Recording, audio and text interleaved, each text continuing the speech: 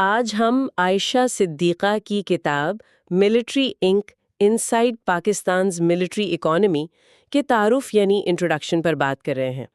کتاب ایک بہت اہم تصور متعارف کرواتی ہے، ملپس۔ یہ کیا ہے؟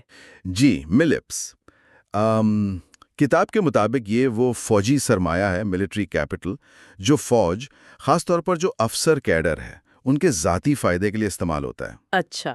لیکن اہم بات یہ ہے کہ یہ نہ تو ملک کے دفاعی بجٹ کا حصہ ہوتا ہے اور نہ ہی ریاست کے جو نارمل احتسابی طریقہ کار ہیں، اکاؤنٹیبلٹی پروسیجرز، ان کے تحت آتا ہے۔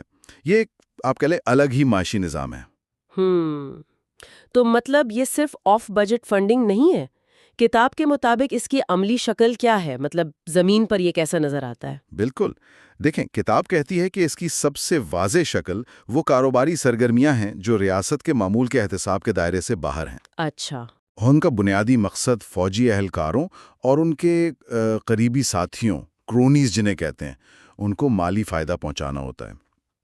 یہ سرمایہ یا تو براہ راست فوج کے کنٹرول میں ہوتا ہے، یا پھر آپ کہہ سکتے ہیں کہ اس کی واضح یا چھپی ہوئی سرپرستی پیٹرنیج میں چلتا ہے۔ اور کتاب میں یہ بھی ذکر ہے کہ اس کا فائدہ مطلب سب کو نہیں پہنچتا، نیچے تک نہیں جاتا؟ جی، مصنفہ اس پر کافی زور دیتی ہیں کہ یہ فوائد زیادہ تر آفیسر کیڈر تک ہی رہتے ہیں۔ جو نچلے رینک کے اہلکار ہیں، ان میں اس کی تقسیم برابر نہیں ہوتی۔ حالانکہ کتاب کے مطابق جو اعلیٰ فوجی قیادت ہے، وہ اسے ویلفیئر کا نام دیتی ہے۔ ٹھیک، تو یہ ملبز صرف کاروبار تک محدود نہیں ہے، اس کا تعلق طاقت سے بھی جڑا ہوا ہے۔ کتاب اسے فوج کے سیاسی شکاری انداز یعنی پولیٹیکل پریڈیٹوری سٹائل سے کیسے جوڑتی ہے؟ ہاں، یہ بہت ہی اہم نقطہ ہے کتاب کا۔ وہ دلیل دیتی ہیں کہ ملبز دراصل فوج کے اسی آپ کہہ لیں شکاری انداز کو تقویت دیتا ہے۔ اس کی خاص بات یہ ہے کہ یہ پوشیدہ ہوتا ہے، دفاعی بجٹ کا حصہ نہیں، اور اس میں اکثر عوامی وسائل کی نجی شعبے کو، خاص طور پر فوج سے منسلک افراد یا گروہوں کو ایک طرح سے غیر واضح اور مشکوک منتقلی شامل ہوتی ہے۔ یعنی وسائل کا رخ موڑ دیا جاتا ہے ایک طرح سے؟ بالکل بالکل، اور کتاب کے مطابق یہ منافع براہ راست سیاسی طاقت سے جڑا ہے، یعنی جتنی زیادہ پولیٹیکل پاور اتنا زیادہ منافع کا امکان۔ اور یہ جو فائنینشیل آٹونومی ہے، یہ فوج کو ایک احساس دلاتی ہے کہ وہ نااہل سویلین سے آزاد ہیں۔ اچھا۔ مصنفہ یہاں چارلس ٹولی کے پریڈیٹر سٹیٹ والے تصور کا بھی حوالہ دیتی ہیں، یعنی ایک ایسی ریاست جہاں حکمران طبقہ سیکیورٹی فراہم کرنے کے نام پر شہریوں سے ایک طرح کا خراج، ٹریبیوٹ وصول کرتا ہے۔ تو کتاب کہتی ہے کہ ملبس بھی اسی خراج کا ایک حصہ ہے جو فوج قومی سلامتی جیسی خدمات کے بدلے وصول کرتی ہے۔ یہ تو واہ، کافی دلچسپ موازنہ ہے۔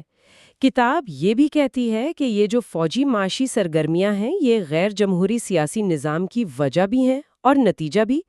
یہ کیسے؟ جی، مصنفہ کا کہنا ہے کہ پاکستان کے تناظر میں خاص طور پر یہ فوجی معاشی سرگرمیاں جاگیردارانہ، آمرانہ اور غیر جمہوری سیاسی نظام کی وجہ بھی بنتی ہیں اور اس کا نتیجہ بھی ہیں۔ مطلب جیسے جاگیردار اور بڑے کاروباری طبقے وسائل کا استحصال کرتے ہیں، کتاب کہتی ہے فوج بھی اپنے اہلکاروں کے فائدے کے لیے ویسا ہی کرتی ہے۔ تو کیا کتاب ملبس کی کوئی اقسام بھی بتاتی ہے؟ مطلب کیا یہ ہر جگہ ایک جیسا ہے؟ ہاں، وہ دو وسیع اقسام بتاتی ہیں۔ ایک تو وہ جو ترقی یافتہ معیشتوں میں نظر آتا ہے، یعنی سیکیورٹی کی نجکاری، پرائیویٹائزیشن آف سیکیورٹی۔ جی۔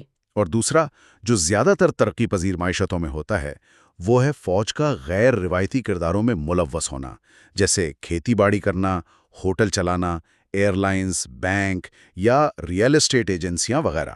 کتاب کہتی ہے کہ پاکستان کا کیس اس دوسری قسم میں زیادہ آتا ہے۔ تو پاکستان کے حوالے سے کتاب کے مطابق اس ملبس کا ہجوم کتنا بڑا ہے؟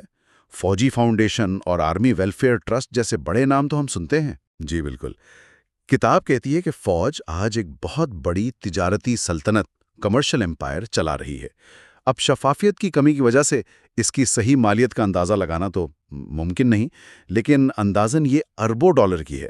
اور فوجی فاؤنڈیشن اور آرمی ویلفیئر ٹرسٹ کتاب کے مطابق ملک کے سب سے بڑے کاروباری گروپس میں شامل ہیں۔ اور یہ صرف یہ بڑے ادارے نہیں ہیں، کتاب میں اور کن چیزوں کو ملبس کا حصہ کہا گیا ہے؟ نہیں، صرف یہ نہیں، اس کے علاوہ بھی کئی چیزیں ہیں، جیسے ریاستی زمین کی فوجی اہلکاروں کو منتقلی، وہ بھی بڑے پیمانے پر، پھر ریٹائرڈ اہلکاروں کے لیے مراعات ہیں جیسے سبسڈی ملنا، کلب ممبرشپ وغیرہ، اچھا، اور کاروباری مواقع کو فوج یا اس سے وابستہ افراد کی طرف موڑنا، یہ سب کتاب کے مطابق ملبس کی ہی مثالیں ہیں، اور ان سب کی جو لاگت ہے وہ دفاعی بجٹ میں شامل نہیں ہوتی۔ اگر یہ معاشی مفادات اتنے زیادہ پھیلے ہوئے ہیں جیسا کتاب بتا رہی ہے تو پھر اس کا سیاست پر کیا اثر پڑتا ہوگا؟ کیا یہ فوج کے سیاسی کردار کو مزید مضبوط نہیں کرتا؟ یقیناً یہی کتاب کی مرکزی دلیل ہے کہ یہ معاشی مفادات فوج کی سیاسی عزائم پولیٹیکل ایمبیشنز کو ہوا دیتے ہیں۔ اس سے فوج کا اقتدار میں رہنے یا کم از کم حکومتی معاملات پر باواسطہ یا بلا واسطہ کنٹرول برقرار رکھنے میں ایک آپ کہہ لیں سٹیک پیدا ہو جاتا ہے۔ اور کتاب کے مطابق یہ صورتحال جمہوریت یا قانون کی حکمرانی رول آف لا کے لیے نقصان دہ ہے۔ اور اس کا اثر صرف سیاست تک ہی محدود نہیں رہتا ہوگا، مطلب معاشرے پر، سوسائٹی پر بھی تو اثرات ہوں گے۔ بالکل، کتاب کہتی ہے کہ یہ نظام سرپرستی یعنی پیٹرنیج اور کرونی کیپٹلزم کو فروغ دیتا ہے۔ فوج اپنی سیاسی طاقت استعمال کر کے سولل سوسائٹی میں اپنے اتحادی بناتی ہے، اور پھر پوری فوجی برادری جس میں ان کے سویلین ساتھی بھی شامل ہیں ان کے لیے فوائد پیدا کرتی ہے۔ اس سے معاشرے پر فوج کا جو مجموعی کنٹرول ہے جسے وہ ہیجمونک کنٹرول کہتی ہیں وہ مزید مضبوط ہوتا ہے۔ ایک آخری سوال، کیا کتاب فوج کی اپنی پیشہ ورانہ مہارت یعنی پروفیشنلزم پر بھی اس کے اثرات کا ذکر کرتی ہے؟ کیا اس پر کوئی فرق پڑتا ہے؟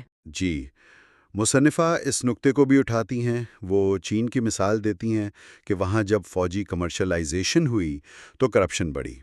پاکستان کے حوالے سے وہ کہتی ہیں کہ افسران میں اوپر والوں کی خوشنودی حاصل کرنے کا رجحان پیدا ہوتا ہے تاکہ ریٹائرمنٹ کے بعد اس طرح کے فوائد، پوسٹنگز وغیرہ حاصل کی جا سکیں، تو پروفیشنلزم پر اثر پڑ سکتا ہے۔ تو کتاب بنیادی طور پر یہ سوال اٹھا رہی ہے کہ جب فوجی اشرافیہ خود اس طرح کے منافع بخش معاشی نظام میں ملوث ہو اور فوج کو ادارہ جاتی اور ذاتی معاشی فائدے کے لیے استعمال کر رہی ہو، تو کیا وہ واقعی بیرکوں میں واپس جانے اور جمہوری اداروں کو آپ کہہ لیں پنپنے دینے میں دلچسپی رکھے گی؟ جی بالکل، یہی وہ بنیادی سوال ہے جو کتاب قاری کے ذہن میں چھوڑتی ہے کہ یہ معاشی مفادات اور سیاسی طاقت کا جو گٹھ جوڑ ہے اس کے ریاست اور معاشرے پر طویل مدتی کیا اثرات مرتب ہوتے ہیں یا ہو سکتے ہیں۔ اچھا جی، تو آج ہم جس تصور پر غور کر رہے ہیں وہ ہے ملبوس۔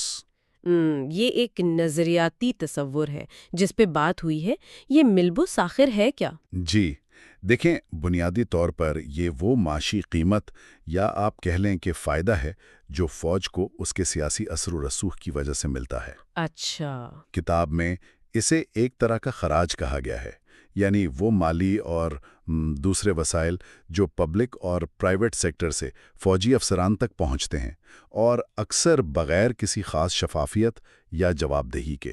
یعنی یہ صرف تنخواہوں اور جو باقاعدہ بجٹ ہوتا ہے اس سے ہٹ کر فوائد کی بات ہو رہی ہے۔ بالکل بالکل، اور یہ جیسے آپ نے کہا صرف پاکستان کا معاملہ نہیں، ملبوس کا تصور کئی خاص طور پر ترقی پذیر ممالک پر لاگو ہوتا ہے۔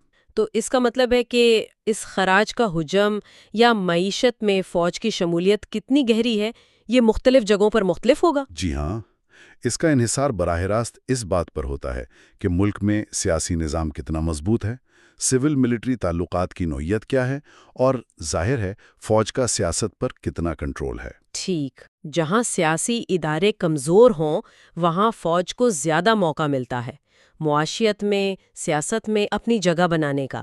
تو آئیے اس تعلق کو تھوڑا کھولتے ہیں۔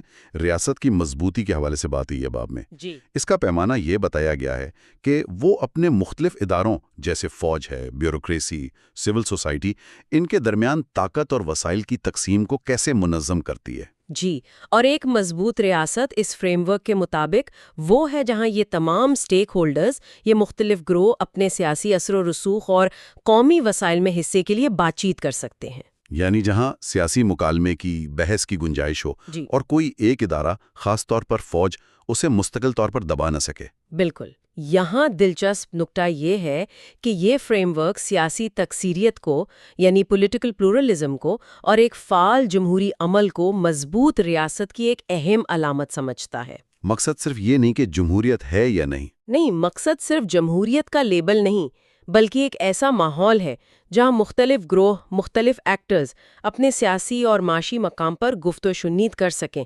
بغیر کسی ایک غالب قوت کے مستقل دباؤ کے۔ اور اس ماڈل میں فوج کا کردار کیا ہے؟ ایک مضبوط ریاست میں فوج کو کئی اداروں میں سے ایک سمجھا جاتا ہے۔ وہ پالیسی پر عمل درآمد کا ایک ذریعہ ہے، نہ کہ خود پالیسی بنانے والا یا اس سے بالا تر کوئی ادارہ۔ ٹھیک ہے، اسی تناظر میں باب میں سول ملٹری تعلقات کی 6 مختلف اقسام بھی بیان کی گئی ہیں۔ یہ ایک پورا اسپیکٹرم ہے جو مکمل سویلین کنٹرول سے لے کر مکمل فوجی غلبے تک جاتا ہے۔ جی، تو پہلی قسم کی بات کرتے ہیں، سول ملٹری پارٹنرشپ، یعنی سول ملٹری پارٹنرشپ۔ ہاں، یہ ہمیں ان ممالک میں نظر آتی ہے جنہیں ہم مستحکم جمہوریتیں سمجھتے ہیں، جیسے امریکہ، برطانیہ یا انڈیا۔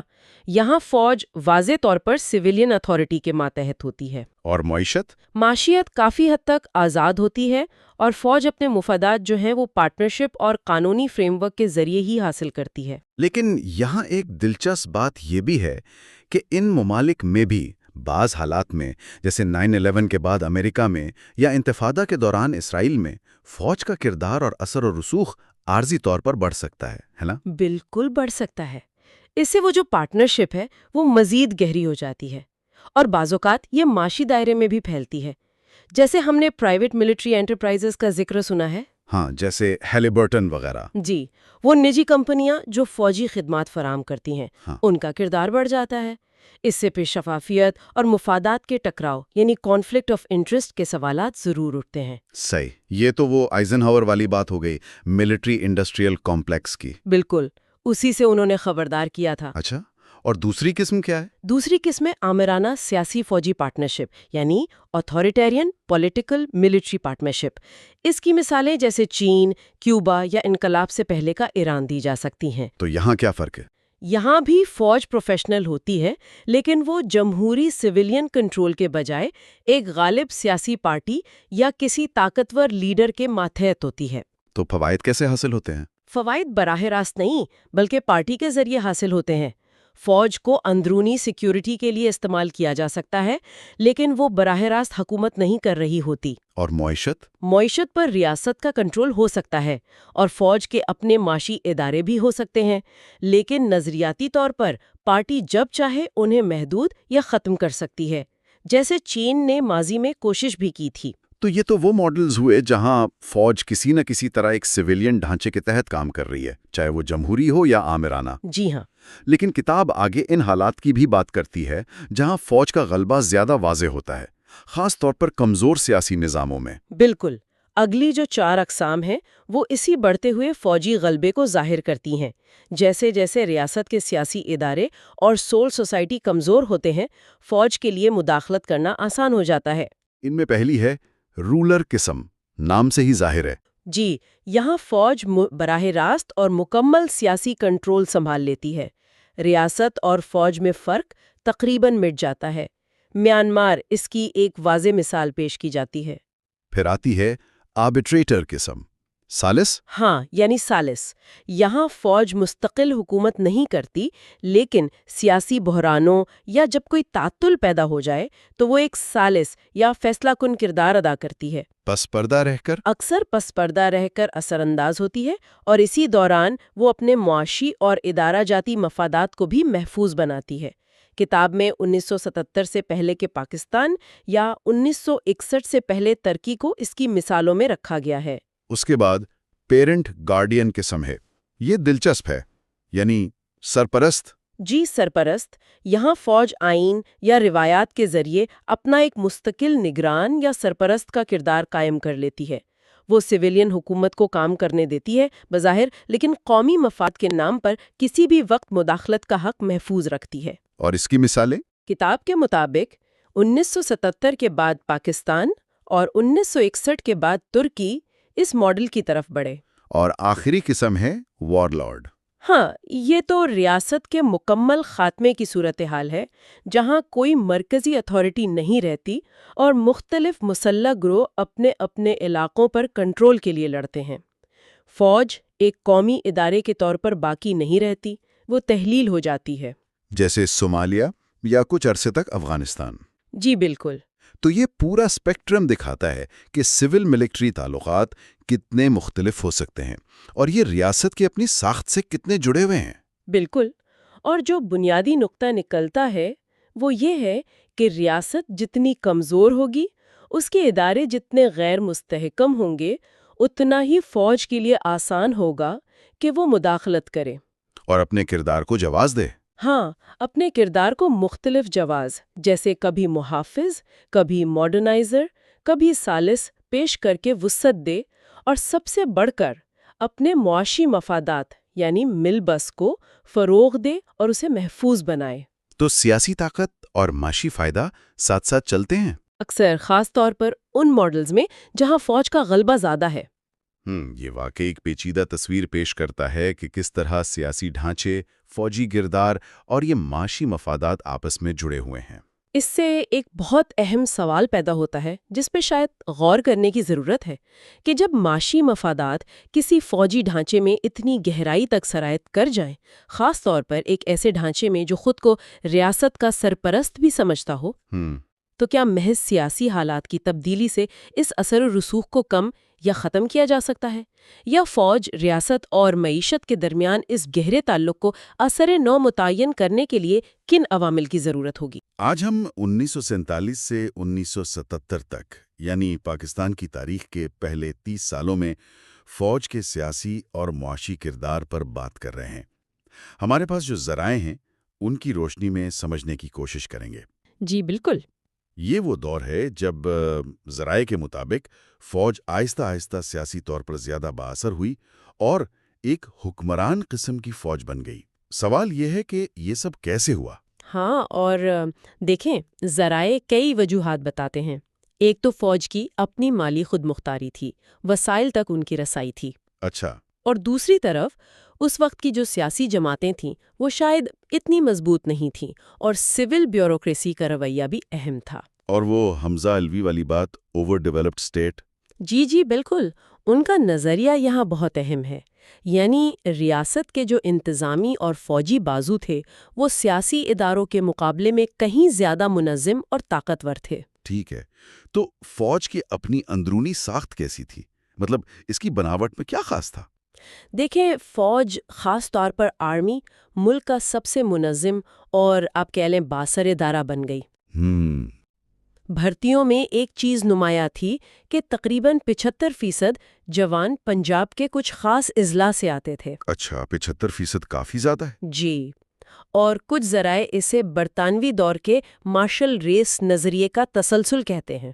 وہ مارشل ریس والی تھیوری؟ ہاں، اس سے ادارے کی اندرونی یکجہتی تو بڑھی، لیکن یہ بھی کہا جاتا ہے کہ چھوٹے صوبوں، خاص کر بلوچستان میں اس سے کچھ تناؤ بھی پیدا ہوا۔ اور ادارے کے اندر کیا صورتحال تھی؟ ذرائع یہ بھی بتاتے ہیں کہ فوج کے اندر بھی ایک طرح کی ایلیٹ کلاس بن گئی تھی، جہاں سینئر افسران کے بچوں کو آپ کہہ لیں کچھ بہتر موقع ملتے تھے۔ اچھا۔ اور تینوں سروسز میں طاقت کا توازن کیسا تھا؟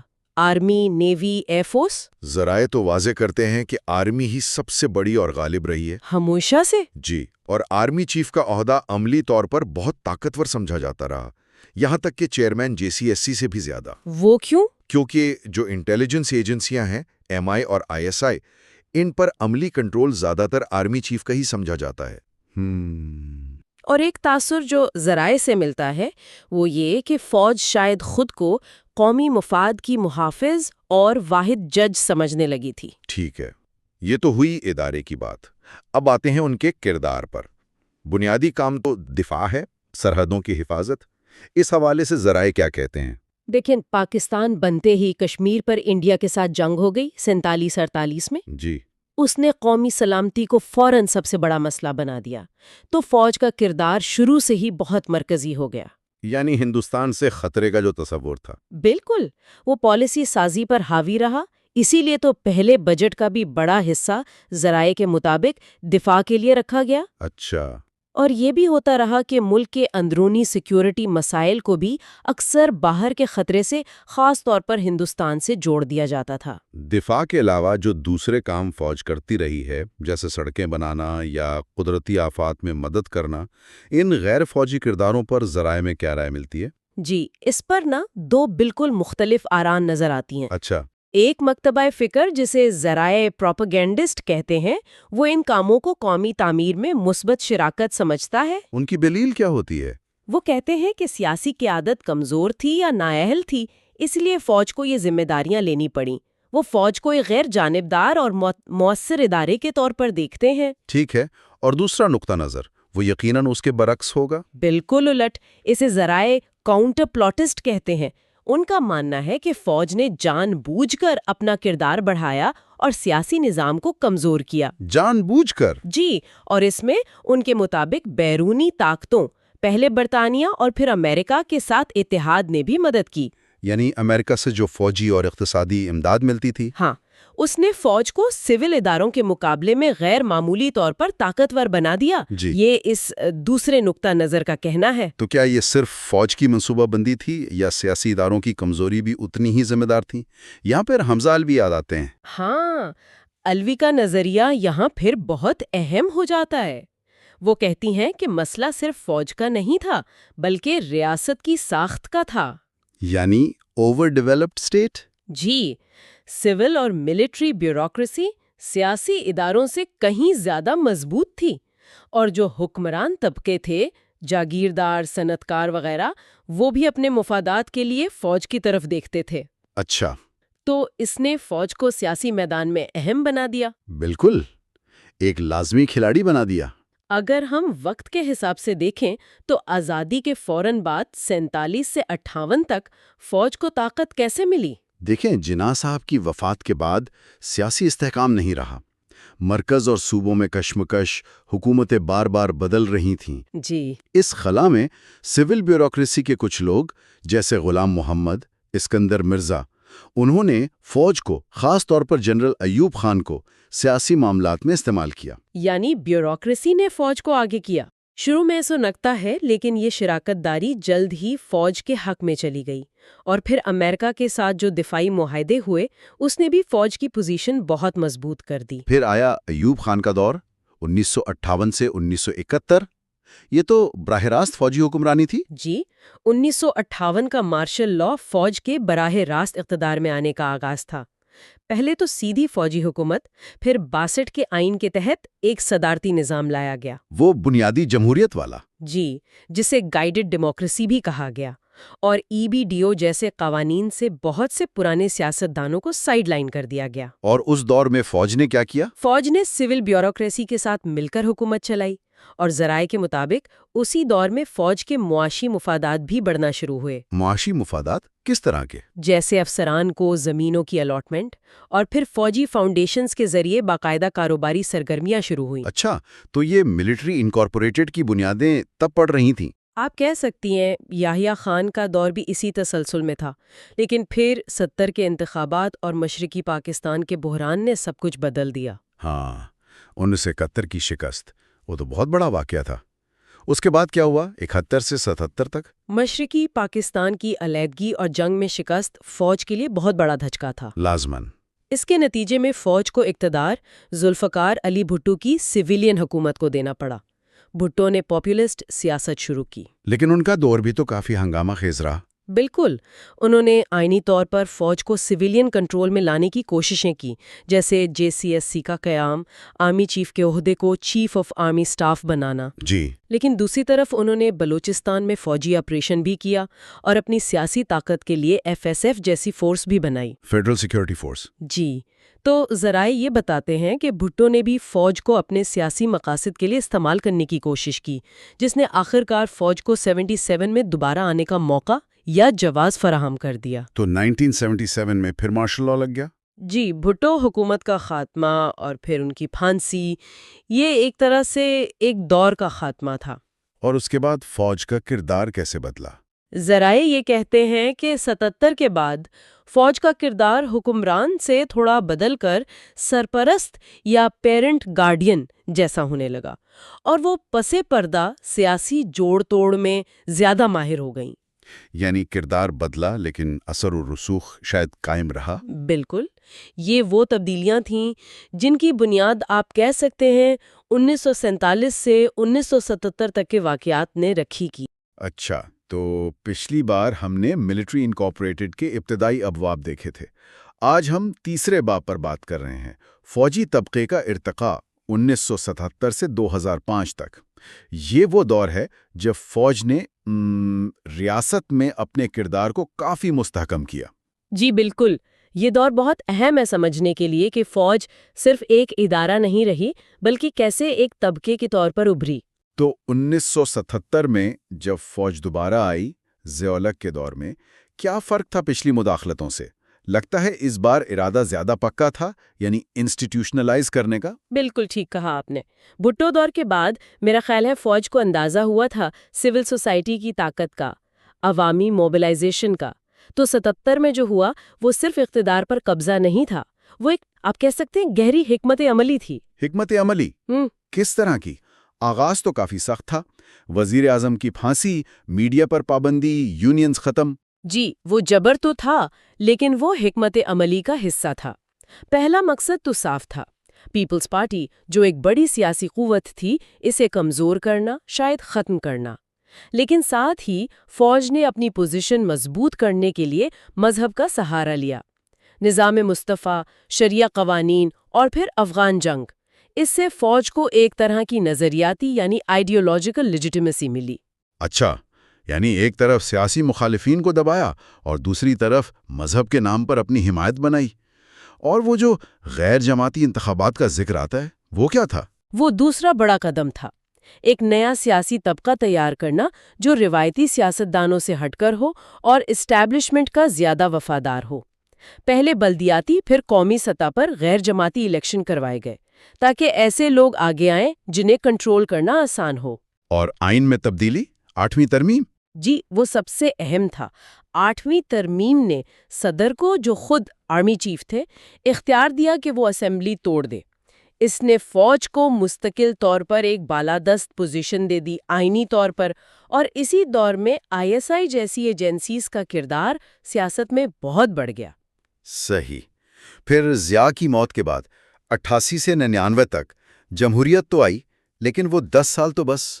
حکومتیں آتی جاتی رہیں، بے نظیر نواز شریف دونوں کی حکومتیں 58(2)B کے تحت فارغ ہوئیں۔ فوج کیا کر رہی تھی اس دوران؟ ایک ریفری کی طرح؟ یہ بڑا دلچسپ دور ہے، اور کتاب میں بھی اس پر بحث ہے۔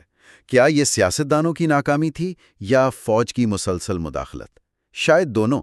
سیاستدان خود ایک دوسرے کے خلاف فوج سے مدد مانگتے نظر آئے۔ کتاب میں ایشلی ٹیلس کا حوالہ ہے، وہ اسے مائکرو ریشنلٹی کہتے ہیں، یعنی سیاستدان اپنے وقتی ذاتی مفاد کو بڑے قومی مفاد پر ترجیح دیتے رہے۔ یعنی وہ خود بھی فوج کو مداخلت کا موقع دیتے رہے۔ جی، اور دوسری طرف ISI پر الزامات لگتے رہے کہ وہ سیاسی جوڑ توڑ، جسے پولیٹیکل انجینئرنگ کہتے ہیں، وہ کر رہی تھی حکومتیں بنانے بگاڑنے میں۔ تو فوج ایک طرح سے کنٹرول بھی رکھ رہی تھی۔ اور پھر آیا 1999 کا ٹیک اوور۔ نواز شریف نے جنرل مشرف کو ہٹانے کی کوشش کی اور جواباً فوج نے حکومت ہی ختم کر دی۔ کارگل کا مسئلہ بھی پس منظر میں تھا۔ بالکل، کارگل، بھارت سے تعلقات پر اختلافات، یہ سب عوامل تھے۔ مشرف کا آنا یہ فوج کی طاقت کے استحکام یعنی انسٹیٹیوشنل کنسولیڈیشن کا اگلا مرحلہ تھا۔ اس بار طریقہ ذرا مختلف تھا، زیادہ سٹل۔ سٹل کیسے؟ مطلب ضیاء کی طرح مارشل لا تو نہیں تھا؟ نہیں، کھل کر مارشل لا نہیں تھا۔ مشرف چیف ایگزیکٹو بنے، پھر مقامی حکومتوں کا نظام لایا گیا، ڈیولوشن پلان۔ 2002 میں ریفرینڈم ہوا، پھر 2002 کے الیکشنز جن پر دھاندلی اور جوڑ توڑ کے الزامات لگے، نیب کا استعمال، کنگز پارٹی یعنی مسلم لیگ کاف کا بننا، پیپلز پارٹی میں فارورڈ بلاک، یہ سب ایک کمزور کنٹرولڈ پارلیمنٹ بنانے کے لیے تھا۔ مقصد یہ تھا کہ سویلین حکومت رہے لیکن کنٹرول فوج کا ہو۔ کچھ ایسا ہی لگتا ہے۔ اور پھر سب سے اہم قدم 2004 میں نیشنل سیکیورٹی کونسل یعنی NSC کا قیام۔ NSC یہ کیا تھا؟ فوج کو مستقل طور پر فیصلہ سازی میں شامل کرنے کا طریقہ؟ جی ہاں، یہ ایک طرح سے فوج کے پیرنٹ گارڈین رول کو ادارہ جاتی شکل دینے کی کوشش تھی کہ فوج ریاست کی نگران ہے۔ یہاں فوج صرف ایک حکومتی ادارہ نہیں بلکہ خود مختار طبقہ، ایک کلاس بن جاتی ہے جس کے اپنے سیاسی اور خاص طور پر معاشی مفادات ہیں۔ معاشی مفادات یعنی ملٹری بزنس یا ملبس جس کا ذکر کتاب میں ہے؟ بالکل، فوج کے وسیع کاروباری اور معاشی مفادات جو ان کی سیاسی طاقت کو مزید تقویت دیتے ہیں۔ اور یہ صرف فوج نہیں، اس میں باقی اشرافیہ یعنی ایلیٹ پارٹنرشپ بھی شامل نظر آتی ہے، جسے مصنفہ ایلیٹ پریڈیٹورینس کہتی ہیں، یعنی اشرافیہ کا مل کر قلیل مدتی مفادات حاصل کرنا۔ تو 1977 سے 2005 تک کا سفر فوج کو ایک ادارے سے ایک ایسے طبقے میں بدلتا دکھاتا ہے جس کے اپنے گہرے سیاسی اور معاشی مفادات ہیں، اور جس نے اپنے کردار کو قانونی شکل دینے کی بھی کوشش کی۔ جی، اور یہیں سے پھر وہ سوالات پیدا ہوتے ہیں کہ ریاست، معیشت اور معاشرے میں اس گہری فوجی مداخلت کے، خاص طور پر معاشی مفادات کے پھیلاؤ کے طویل مدتی اثرات کیا ہو سکتے ہیں؟ کیا اس سے جمہوری ادارے مضبوط ہوتے ہیں یا کمزور؟ یہ وہ بحث ہے جو آج بھی اہمیت رکھتی ہے۔ تو آج ہم پاکستان میں ملٹری اکانومی یعنی جسے ملبس بھی کہتے ہیں، اس کے ڈھانچے اور سکوپ پر بات کر رہے ہیں۔ سورسز کے مطابق یہ ایک کافی پیچیدہ نظام ہے۔ جی بالکل، اور سورسز اسے بنیادی طور پر 3 لیولز پہ یعنی 3 سطح پر دیکھتے ہیں۔ پہلی سطح ہے جہاں فوج مطلب آرگنائزیشن خود ڈائریکٹ اکنامک ایکٹیویٹیز میں انوالو ہے۔ اچھا، دوسری سطح ہے ان کے سبسیڈریز کی، خاص کر یہ جو ویلفیئر فاؤنڈیشنز ہیں، وہ 4 مشہور والی۔ جی، فوجی فاؤنڈیشن، AWT وغیرہ۔ اور پھر تیسری سطح ہے وہ فوائد جو انڈیویجول ممبرز کو ملتے ہیں، افراد کو۔ ہاں، عام طور پر لوگوں کے ذہن میں شاید صرف یہی 4 آتی ہیں: فوجی فاؤنڈیشن، آرمی ویلفیئر ٹرسٹ، شاہین فاؤنڈیشن اور بحریہ فاؤنڈیشن۔ لیکن سورسز کہتے ہیں کہ ایکچوئل نیٹ ورک اس سے بہت بڑا ہے اور کم ٹرانسپیرنٹ بھی، اور سب کے اوپر منسٹری آف ڈیفنس۔ ہاں، موڈیز پیور نیٹ ورک کو اوورسی کرتی ہے، کم از کم آفیشلی۔ اگر ہم پہلی سطح کی بات کریں، یعنی جہاں تنظیم خود انوالو ہے، تو کچھ بہت بڑے پبلک سیکٹر کے ادارے ہیں جو آرمی کے کنٹرول میں ہیں۔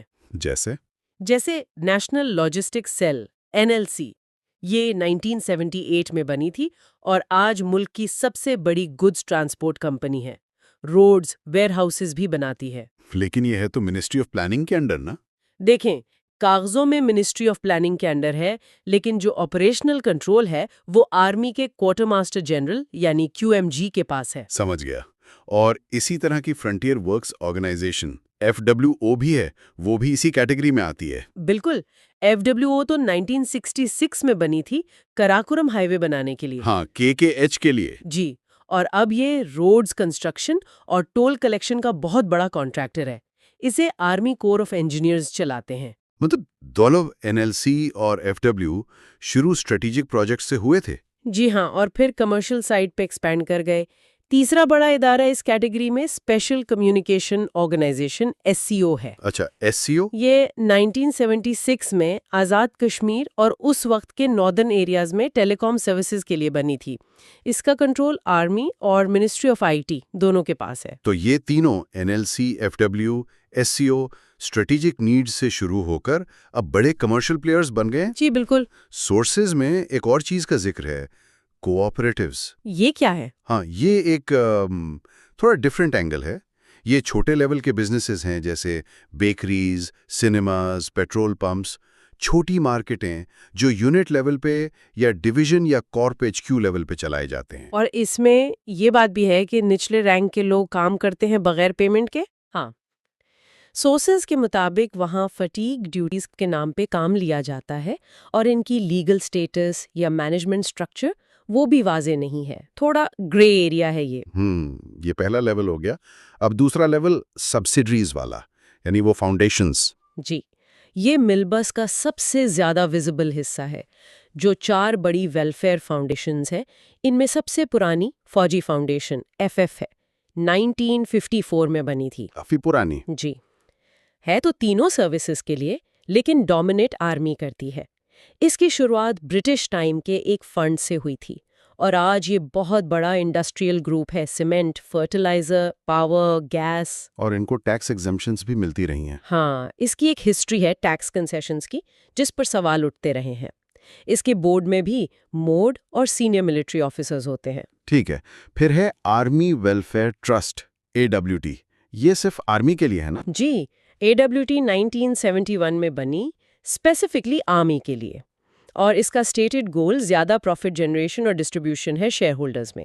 اس کا انیشل پیسہ آرمی کے بینیولنٹ فنڈ سے آیا تھا. وہ فنڈ جو سیلری سے کٹتا ہے؟ ہاں، اس سے اور دوسرے سورسز سے. AWT کے پروجیکٹس میں عسکری بینک ہے، انشورنس کمپنیز ہیں، سیمنٹ ہے، فارمز ہیں. اس کو بھی ٹیکس بریکس ملتی رہی ہیں. پھر ایئر فورس کی شاہین فاؤنڈیشن. جی، شاہین فاؤنڈیشن SF 1977 میں PF کے لیے. یہ کمپیریٹیولی چھوٹی ہے. اس کے پروجیکٹس زیادہ تر ایویشن ریلیٹڈ ہیں، کارگو، ایئرپورٹ سروسز، یا پہلے شاہین ایئر تھی. ہاں، وہ تو اب بند ہو گئی. جی، یا پھر جو PF سے آرڈرز ملتے ہیں ان پر ڈیپینڈ کرتی ہے. اور چوتھی نیوی کی بحریہ فاؤنڈیشن. بیریہ فاؤنڈیشن BF 1982 میں نیوی کے لیے. یہ پینٹس میں، ریئل اسٹیٹ میں، شپنگ وغیرہ میں انوالو ہے.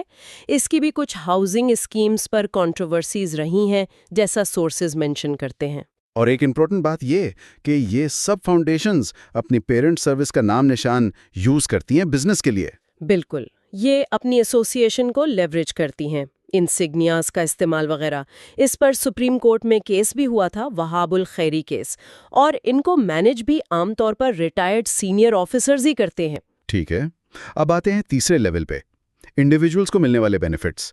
یہ شاید سب سے کم ڈسکسڈ ہے. ہاں، اور شاید سب سے کم ٹرانسپیرنٹ بھی. سورسز اسے پیٹرنیج سسٹم کا حصہ کہتے ہیں. اس میں دو طرح کے بینیفٹس ہیں. کون کون سے؟ ایک ہے ویزیبل یا ظاہری، جیسے ریٹائرڈ آفیسرز کو اور کبھی کبھی سرونگ کو بھی پلاٹس کی الاٹمنٹ، شہروں میں، دیہات میں، رعایتی قیمتوں پر یا مفت. اور ریٹائرمنٹ کے بعد سرکاری جابز؟ جی، وہ بھی. مشرف دور کا ذکر ہے سورسز میں کہ 4,000-5,000 ریٹائرڈ آفیسرز کو سرکاری اداروں میں لگایا گیا تھا. کافی بڑی تعداد ہے. اور دوسری قسم انویزیبل والی؟ ہاں، انویزیبل یا غیر ظاہری فوائد. اس میں آتا ہے کہ ریٹائرڈ آفیسرز اپنے پرانے کانٹیکٹس اور انفلوئنس کو یوز کر کے بزنس لیتے ہیں. ڈیفنس کانٹریکٹس مثال کے طور پر. یا اپنے پرسنل بزنس میں مدد لیتے ہیں؟ جی، اپنے ذاتی کاروبار کو پروموٹ کرنے کے لیے ادارے کا اثر و رسوخ استعمال کرنا. سورسز میں ایک ٹرانسپورٹ کمپنی کی مثال دی گئی ہے، وارن ٹرانسپورٹ، جو ایک سابق ISI چیف کی بیٹی کی تھی کہ اسے روٹس ملنے میں کافی مدد ملی تھی. تو ان انڈیویجول بینیفٹس کی ٹوٹل ویلیو کا اندازہ لگانا تو بہت مشکل ہوگا پھر. انتہائی مشکل، کیونکہ یہ زیادہ تر ڈاکیومنٹڈ نہیں ہوتا یا پبلکلی اویلیبل نہیں ہوتا. لیکن سورسز یہ کہتے ہیں کہ یہ ملبس کے پورے سسٹم کا ایک بہت امپورٹنٹ حصہ ہے. یہ نیٹ ورک کو مینٹین کرتا ہے. تو یہ ہے ملبس کا سٹرکچر جو ہمارے سورسز بتاتے ہیں. 3 لیولز پہ: آرگنائزیشن، سبسیڈریز اور انڈیویجولز. جی، اور شاید سب سے اہم نقطہ یہ ہے کہ اس پورے ملبس کا اصل سائز کیا ہے، اس کا اکانومی پہ کیا امپیکٹ ہے. اس کا مکمل اندازہ لگانا، خاص طور پر جو کوآپریٹیوز ہیں یا انڈیویجول بینیفٹس ہیں، وہاں ٹرانسپیرنسی نہ ہونے کی وجہ سے، ڈیٹا نہ ہونے کی وجہ سے ابھی تک بہت مشکل ہے. آج ہم چیپٹر 5 ملبیز دی فارمیٹیو ایئرز 1954-77 پر بات کر رہی ہیں. یہ وہ وقت تھا جب پاکستان کی ملٹری اکانومی، جسے ملبیز کہتے ہیں، اس نے آپ کہہ لیں جڑ پکڑنا شروع کی. جی بالکل. اور شروعات ہوئی 1954 میں فوجی فاؤنڈیشن کے قیام سے. ہاں، جس کی فنڈنگ برٹش پوسٹ وار سروسز ریکنسٹرکشن فنڈ سے آئی تھی. جی، اور دلچسپ بات یہ ہے کہ انڈیا میں تو یہ پیسہ فوجیوں میں بانٹ دیا گیا تھا. اوہ، لیکن یہاں پاکستان میں سینئر جرنلوں نے فیصلہ کیا کہ اسے کمرشل وینچرز میں لگایا جائے. اچھا، تو یہ صرف ویلفیئر نہیں تھا، مطلب مقصد کچھ اور بھی تھا. دیکھیں، صرف فلاح و بہبود کا معاملہ نہیں تھا. اس کے پیچھے فوج کا ایک بڑا ارادہ تھا.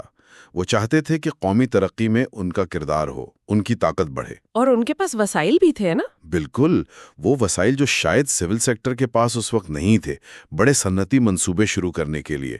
اس سے فوج کی ساکھ بھی بنی کہ جی یہ معاشی ترقی میں مددگار ہیں. تو یہ جو ملبز شروع ہوا، اس کی اصل وجوہات کیا بتائی جاتی ہیں؟ مطلب کیا محرکات تھے اس کے پیچھے؟ بنیادی طور پر 3 اہم وجوہات نظر آتی ہیں۔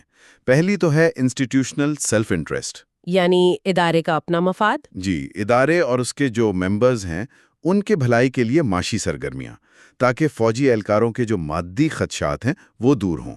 وہ چاہتے تھے کہ افسران کے مرات سول سرونٹس کے برابر ہوں۔ اچھا، اور دوسری وجہ؟ دوسری وجہ فوج کا خود کو اسٹریٹجک نیشنل سیویئر اور آرگن آف نیشنل ڈیولپمنٹ سمجھنا ہے۔ قومی نجات دہندہ اور ترقی کا ادارہ۔ جی، اس نظریے کے تحت فوج سمجھتی ہے کہ ان کی انتظامی صلاحیتیں بہتر ہیں تو ملک کی معاشی ترقی کی ذمہ داری بھی ان پر ہے۔ کئی فوجی افسران یہ سمجھتے ہیں کہ ان میں سول سرونٹ سے زیادہ آپ کہہ لیں تجزیاتی صلاحیت ہیں۔ وہ مینجمنٹ والی بات۔ ہاں، کہ وہ مین اینڈ مٹیریل کے انتظام میں ماہر ہیں۔ وہ بین الاقوامی مثالیں بھی دیتے ہیں، جیسے آئزن ہاور یا کولن پاول کی۔ ٹھیک، اور تیسری وجہ؟ تیسری وجہ وہ انارکک پیراڈائم ہے۔ یہ تھوڑی مختلف ہے۔ یہ انفرادی اہلکاروں کے لالچ سے جڑی ہے۔ یعنی ذاتی فائدہ؟ بالکل، طاقتور جرنیل جو ہیں وہ سسٹم کو اپنے ذاتی فائدے کے لیے استعمال کرتے ہیں۔ پاکستان میں اکثر یہ دونوں چیزیں یعنی ادارتی مفاد اور انفرادی لالچ ساتھ ساتھ چلتی نظر آتی ہیں۔ سمجھ گئی۔ تو یہ انسٹیٹیوشنل، اسٹریٹجک اور انڈیویجول ڈرائیورز مل کر اسے چلا رہے تھے۔ اچھا، پھر یہ پھیلا کیسے؟ خاص طور پر 1954 سے 1969 کے دوران۔ وہ تو ایوب خان کا دور تھا، فوج کا بڑا اثر تھا۔ جی، وہ فوجی اثر و رسوخ اور براہ راست حکومت کا دور تھا۔ اس دوران فوجی فاؤنڈیشن یعنی FF نے کافی کام کیا۔ کہاں کہاں سرمایہ کاری کی انہوں نے؟ انہوں نے زیادہ تر ان شعبوں میں سرمایہ کاری کی جہاں صارف کی طلب زیادہ تھی، جیسے مردان میں خیبر ٹوبیکو کمپنی، اچھا، سندھ میں ٹنڈو محمد خان میں چینی کی مل، جہلم میں ٹیکسٹائل مل، دھمیال میں اناج کی فیکٹری۔ اور مشرقی پاکستان میں بھی؟ مشرقی پاکستان میں کیا تھا؟ وہاں لیمپس، الیکٹریکل انڈسٹریز، رائس مل، فلور مل اور جوٹ مل میں سرمایہ کاری کی گئی۔ لیکن مشرقی پاکستان والی سرمایہ کاری پر تو سنا ہے کافی اعتراضات بھی ہوئے تھے؟ جی بالکل، مشرقی پاکستان کے لوگ اسے مغربی پاکستان کے سرمایے اور اسٹیبلشمنٹ کا تسلط سمجھتے تھے۔ ایک بڑا مسئلہ یہ تھا کہ منافع مغربی پاکستان منتقل ہوتا تھا۔ او، تو وہاں کے فلاحی منصوبوں کے لیے نہیں؟ نہیں، منافع یہاں مغربی پاکستان کے فلاحی منصوبوں میں لگتا تھا۔ اس سے وسائل کی غیر منصفانہ تقسیم کا تاثر بہت گہرا ہوا۔ اور کیا وہ یونٹس کامیاب بھی تھے؟ کچھ یونٹس جیسے ٹیکسٹائل مل وہ مالی طور پر مستحکم بھی نہیں تھے۔ انہیں حکومتی مدد اور ٹیکس میں چھوٹ بھی ملی، لیکن اس کے باوجود بند کرنا پڑا۔ تو اس وقت سول سوسائٹی یا سیاسی قیادت نے کوئی بڑا اعتراض کیوں نہیں کیا؟ یہ سب چلتا رہا؟ اس کی دیکھیں کئی وجوہات تھیں۔ ایک تو یہ کہ جو حکمران طبقہ تھا ان کے مفادات فوج کے ساتھ جڑے ہوئے تھے۔ ایوب خان نے خود پرائیویٹ سیکٹر کو فروغ دیا تھا۔ وہ جو مشہور 22 خاندان ہیں وہ انہی کے دور میں ابھرے۔ صحیح۔ دوسرا، فوج نے ان منصوبوں کو ہمیشہ قومی ترقی میں اپنا حصہ کہہ کر پیش کیا۔ تیسرا، سول سوسائٹی اور سیاسی قیادت کمزور تھی۔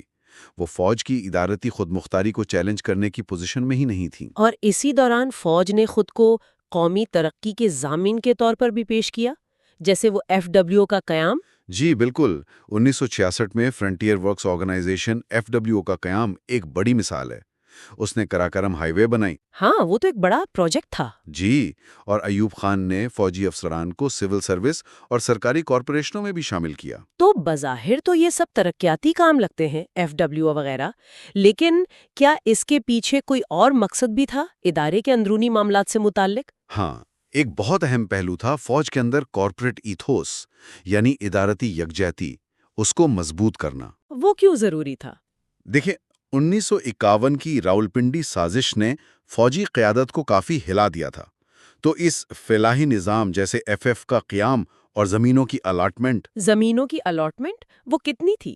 خاص طور پر سندھ میں جو بیراجی زمین تھی اس کا تقریباً 10% یعنی کوئی 10 لاکھ ایکڑ فوج کو دیا گیا۔ 10 لاکھ ایکڑ؟ جی، تو یہ سب افسران اور جوانوں کی وفاداری کو یقینی بنانے اور انہیں ادارے سے جوڑے رکھنے کا ایک ذریعہ تھا۔ ایک طرح کا کریڈل ٹو دا گریو والا خیال رکھنے کا نظام بن رہا تھا۔ اور وہ جو آپ نے انارکک پیراڈائم یعنی ذاتی فائدے کی بات کی تھی، اس کی بھی مثالیں ملتی ہیں اس دور میں؟ جی ہاں، جیسے جیسے فوج کا کنٹرول بڑھا، سینئر افسران نے ذاتی فائدے بھی اٹھائے۔ ایوب خان کے بیٹے گوہر ایوب کا بزنس میں آنا اور ان کے صنعتی اثاثے بننا یہ ایک واضح مثال ہے۔ جس پر ایوب خان پر تنقید بھی ہوئی تھی۔ بالکل، اس پر کافی تنقید ہوئی تھی۔ یہ اسی انفرادی لالچ کی طرف اشارہ کرتا ہے۔ اچھا، پھر 1969 سے 1977 کے دوران کیا ہوا؟ سنا ہے رفتار کچھ کم ہو گئی تھی؟ ہاں، کچھ کم ہوئی۔ ایوب خان کے جانے کے بعد اور پھر یحییٰ خان کے دور 1969-71 میں ملک میں سیاسی بحران بہت شدید تھا، خاص طور پر مشرقی پاکستان کا مسئلہ۔ تو فوکس وہاں چلا گیا۔ جی، اس وجہ سے ملبس کی جو رفتار تھی وہ سست ہو گئی، اگرچہ یحییٰ نے بھی فوجی افسران کو حکومت میں شامل رکھا تھا۔ اور اسی دوران ایک اور ویلفیئر فاؤنڈیشن بھی بنی، AWT۔ جی، اسی بحران کے دوران دسمبر 1971 کی جنگ سے تھوڑا پہلے اکتوبر 1971 میں آرمی ویلفیئر ٹرسٹ یعنی AWT قائم کی گئی۔ یہ FF سے مختلف تھی؟ ہاں، یہ خالصتاً عامے کی تنظیم تھی جسے GHQ کنٹرول کرتا تھا۔ مقصد ریٹائرڈ فوجی اہلکاروں کی فلاح تھا اور فنڈنگ بھی GHQ سے آتی تھی۔ اور پھر ذوالفقار علی بھٹو کا دور آیا 1971 سے 1977۔ اس میں کیا صورتحال رہی؟ انہوں نے تو کوشش کی تھی فوج کے کردار کو کم کرنے کی۔ جی، بھٹو نے یقیناً کوشش کی۔ انہوں نے فوج کی سیاسی اور معاشی خود مختاری کو کم کرنے کی کوشش کی۔ کچھ زمینیں زرعی اصلاحات کے تحت واپس لیں۔ اور نئی ویلفیئر فاؤنڈیشنز؟ ان کی حوصلہ افزائی نہیں کی۔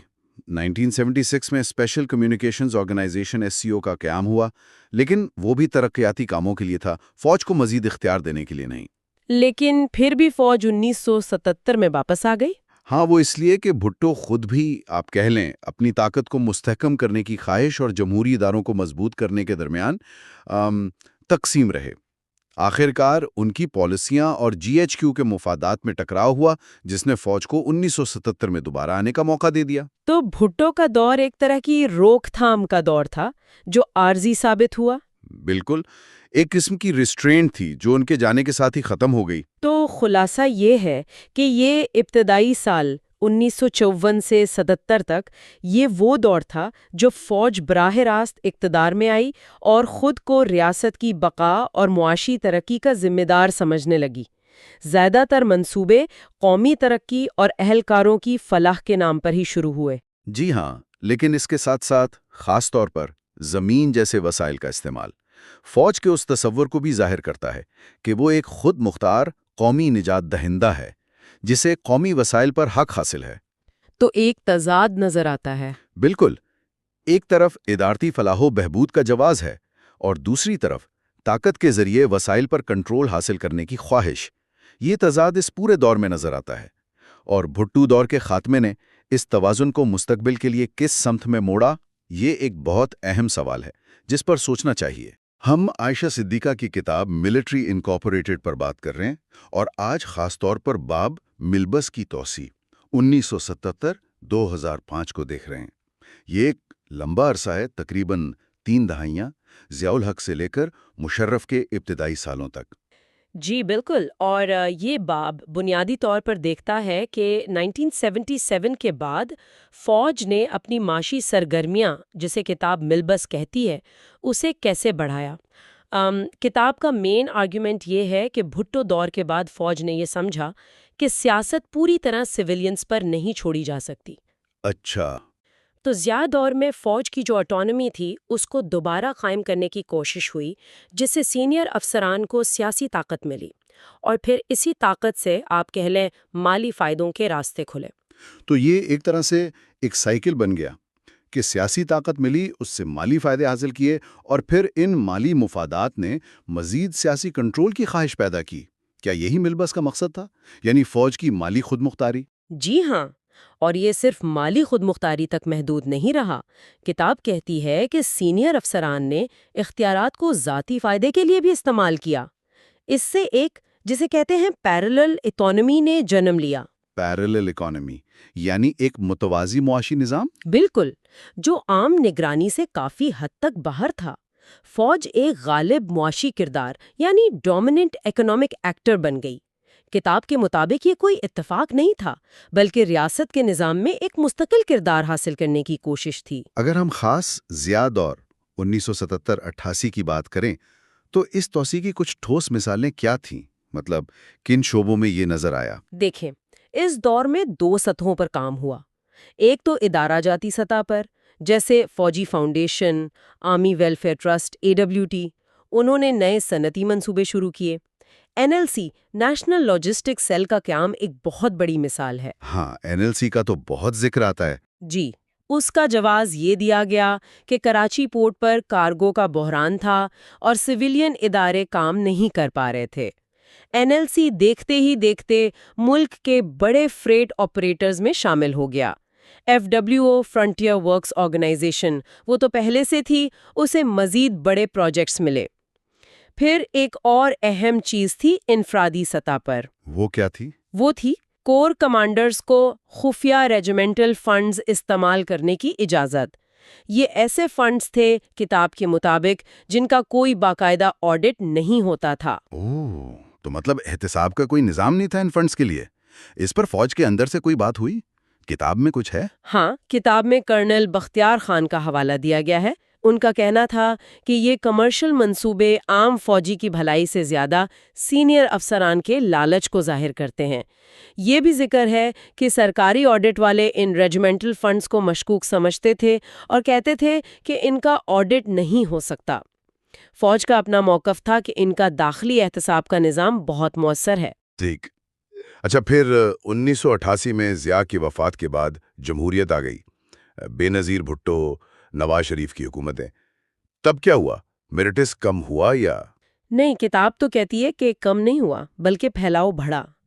سویلین حکومتوں نے شاید فوج کے ساتھ ایک ورکنگ ریلیشن شپ رکھنے کے لیے ان معاشی سرگرمیوں کو زیادہ چیلنج نہیں کیا، بلکہ بعض اوقات مزید مواقع بھی دیے۔ اچھا، جی، سراج عزیز کا حوالہ ہے کہ سیاسی اثر کم کرنے کی کوشش تو شاید تھی، لیکن مالی مفادات کو چھیڑنا زیادہ آپ کہہ لیں خطرناک سمجھا جاتا تھا، فوری رد عمل آ سکتا تھا۔ تو یہ توسیع کیسے ہوئی 1988 سے 1999 کے دوران؟ کن شکلوں میں؟ وہی NLC اور FWO کو بڑے بڑے ٹھیکے ملتے رہے، خاص طور پہ موٹر ویز وغیرہ کے۔ فاؤنڈیشنز نے بالکل نئے شعبوں میں قدم رکھا۔ بینکنگ میں عسکری بینک قائم ہوا 1992 میں۔ ہاں، عسکری بینک۔ انشورنس، لیزنگ کمپنیاں، اور سب سے نمایاں شاید ریئل اسٹیٹ تھا۔ DHA یعنی ڈیفنس ہاؤسنگ اتھارٹی جو پہلے سے تھی، اس کا دائرہ بہت وسیع ہوا۔ بحریہ فاؤنڈیشن کی اسکیمیں آئیں۔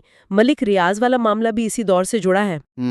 پھر IT کمپنیاں، ٹریول ایجنسیز، شاہین ایئر لائن بھی اسی دور میں بنی، جو بعد میں مالی مشکلات کا شکار ہوئیں۔ ہاں، تعلیم میں بھی کافی کام ہوا، اسکول، کالج، یونیورسٹیاں۔ لیکن اس پر پرائیویٹ سیکٹر کا کیا رد عمل تھا؟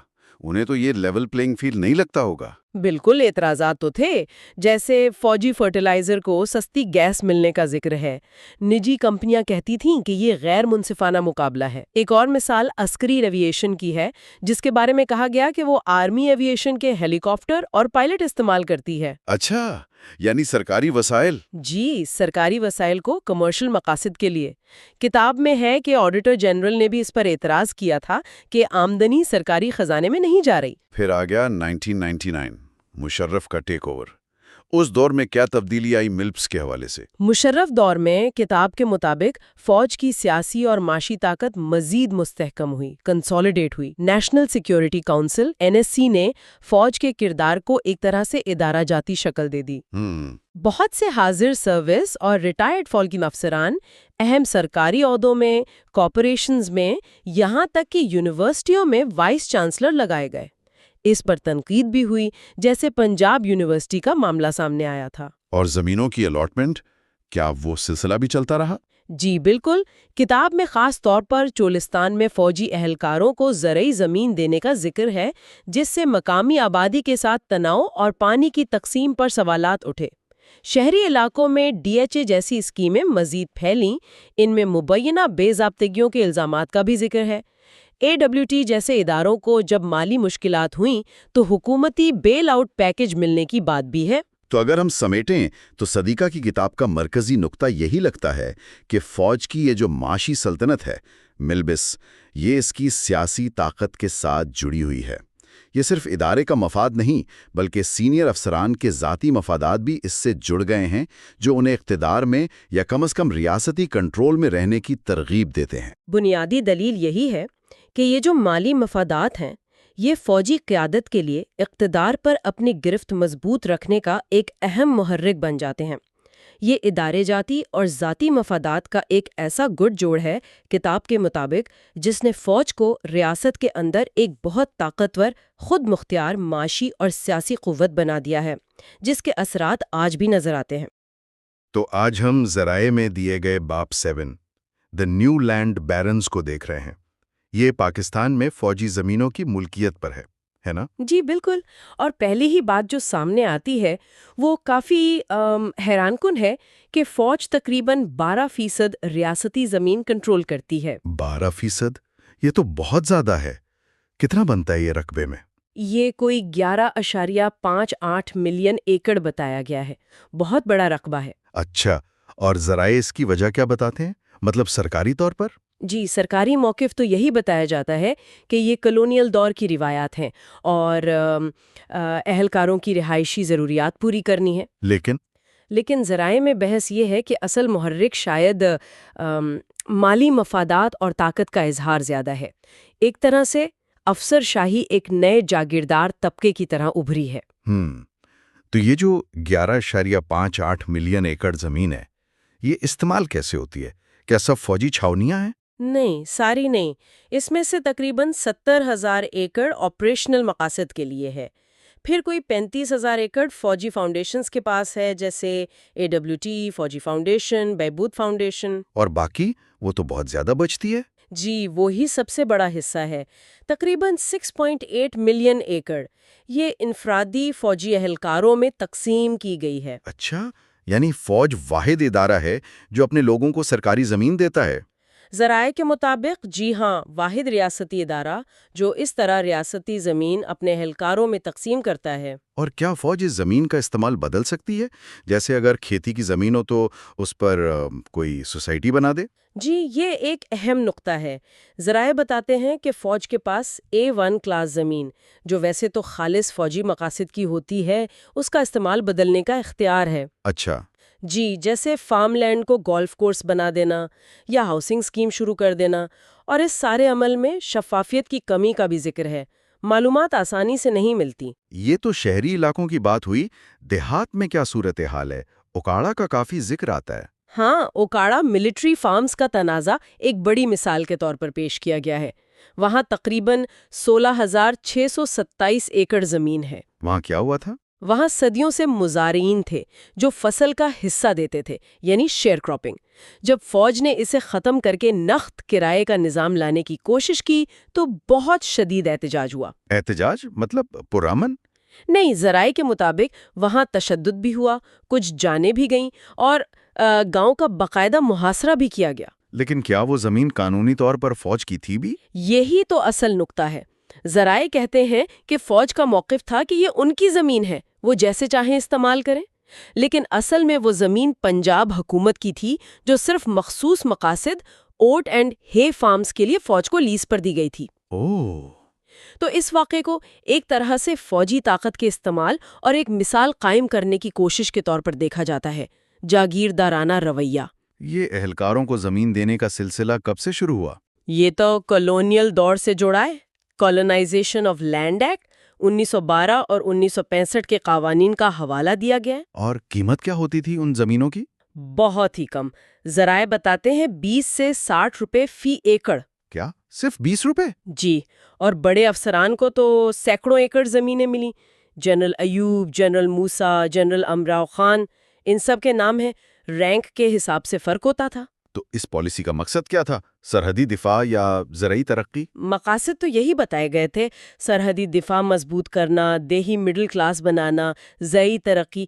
لیکن ذرائع کہتے ہیں کہ یہ مقاصد پورے نہیں ہوئے۔ کیسے؟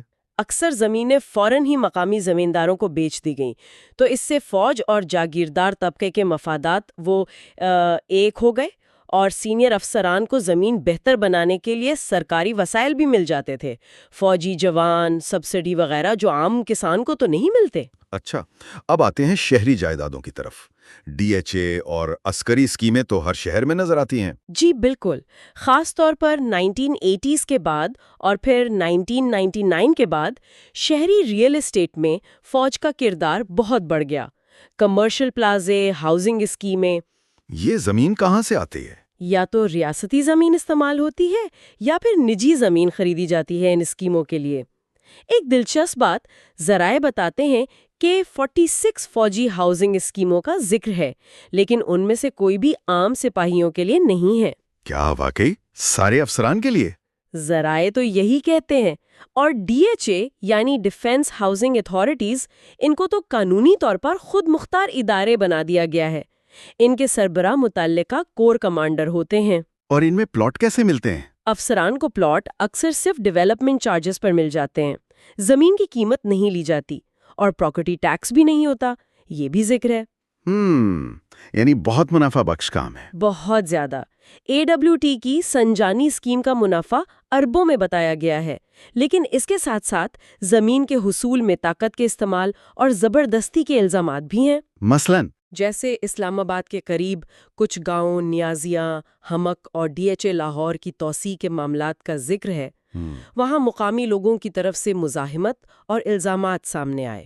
ان سب چیزوں کے مجموعی سماجی اور سیاسی اثرات کیا ہیں؟ اثرات کافی گہرے بتائے گئے ہیں۔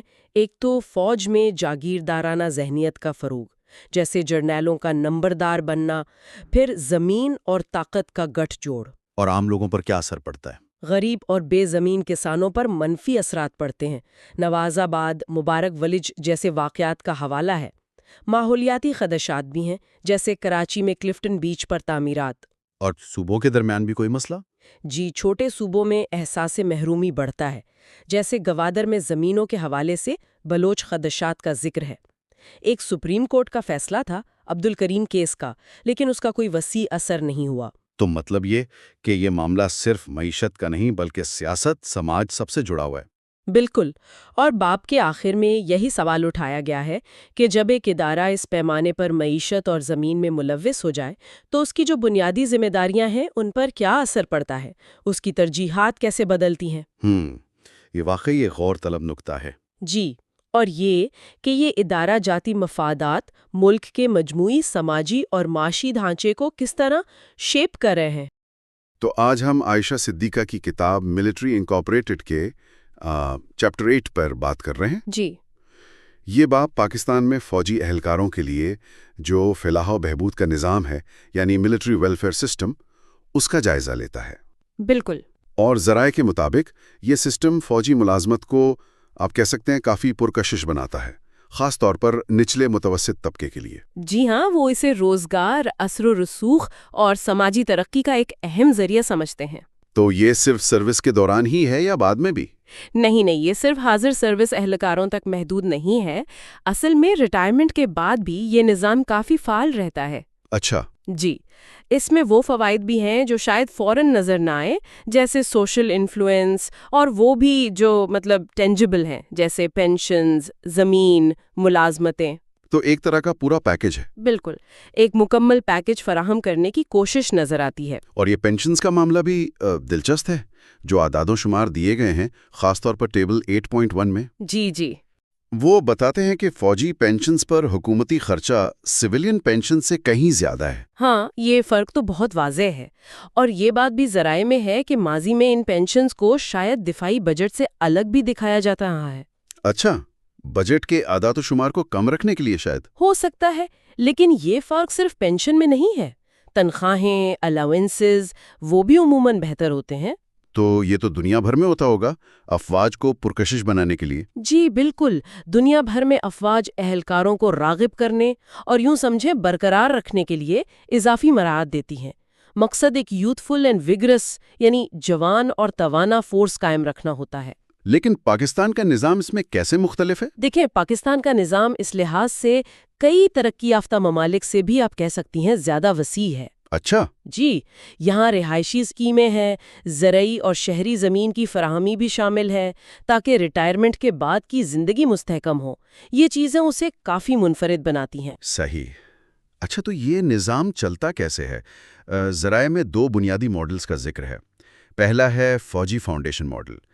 اس پر کچھ بتائیں۔ جی، فوجی فاؤنڈیشن یعنی FF یہ تو 1953 سے قائم ہے۔ یہ اپنے تجارتی منصوبوں سے جو منافع کماتی ہے اسے سابق فوجیوں اور ان کے خاندانوں کے لیے استعمال کرتی ہے۔ کس قسم کی سہولیات؟ صحت، تعلیم، فنی تربیت، یہ سب۔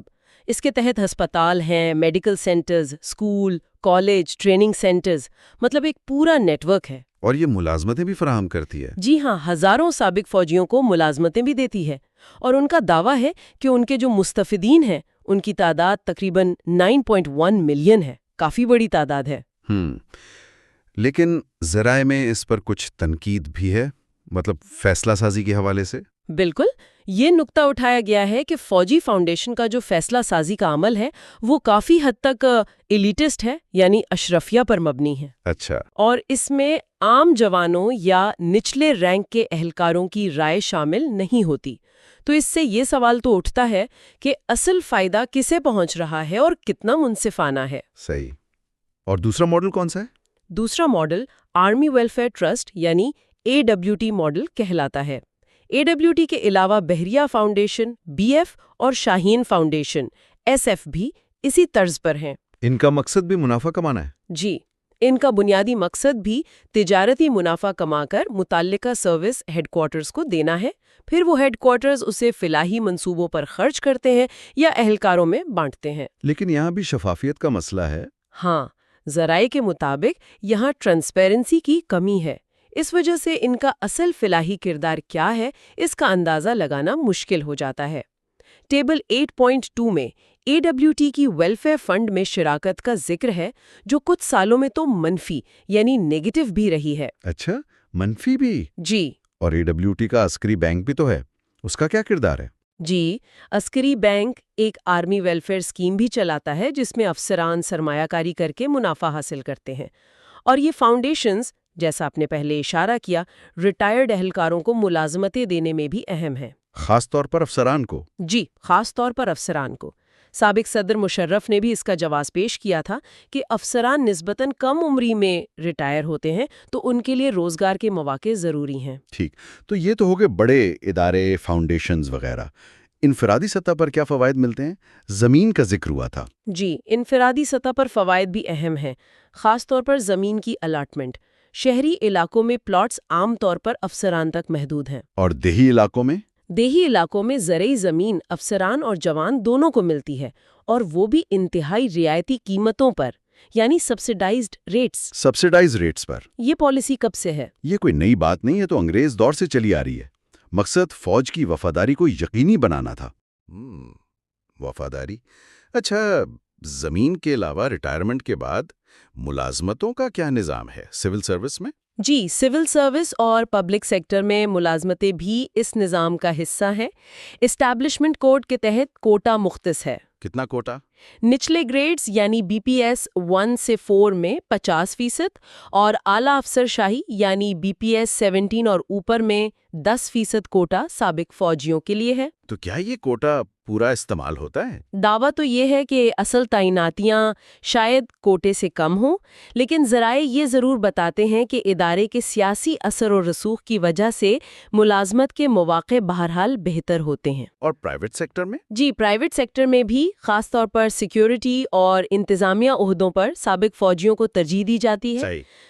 اچھا، اس سارے نظام کا ایک اور پہلو بھی ہے جس کا ذکر ملتا ہے، وہ ہے سیاسی اور جغرافیائی پہلو۔ ہاں، یہ بہت اہم ہے، چونکہ فوج میں اہلکاروں کی اکثریت تقریباً 75% پنجاب سے آتی ہے، خاص طور پر سالٹ رینج کے اضلاع سے۔ تو وسائل بھی وہیں زیادہ لگتے ہوں گے نا؟ بالکل، فلاحی وسائل کا بڑا حصہ تقریباً 72% ذرائع کے مطابق اسی صوبے میں لگتا ہے۔ زیادہ تر کاروباری منصوبے، رہائشی اسکیمیں وہ بھی پنجاب میں ہیں۔ اس کا اثر باقی صوبوں پر کیا ہوتا ہے؟ اس سے، جیسا کہ ذرائع نشاندہی کرتے ہیں، چھوٹے صوبوں میں خاص طور پر سندھ اور بلوچستان میں احساس محرومی بڑھ سکتا ہے۔ سندھ میں بھی زیادہ تر اہلکار شہری علاقوں کراچی اور حیدرآباد سے ہیں۔ تو یہ بنیادی طور پر نمائندگی کا مسئلہ ہے جو وسائل کی تقسیم میں نظر آتا ہے۔ جی، یہ صرف فوج نہیں، سول بیوروکریسی میں بھی پنجاب کی زیادہ نمائندگی کا مسئلہ ہے، اور اس کا اثر پھر وسائل کے غیر منصفانہ تقسیم کی شکل میں ظاہر ہوتا ہے۔ اچھا۔